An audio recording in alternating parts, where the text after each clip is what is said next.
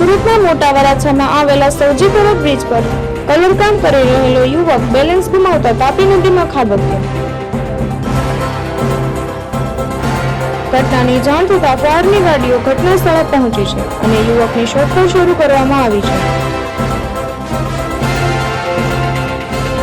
સુરતના મોટા વરાછામાં આવેલા સૌજીપુરા બ્રિજ પર કલરકામ કરી રહેલો યુવક બેલેન્સ ગુમાવતા તાપી નદીમાં ખાબક્યો. ઘટનાની જાણ થતાં ફાયરની ગાડીઓ ઘટના સ્થળે પહોંચી છે અને યુવકની શોધખોળ શરૂ કરવામાં આવી છે.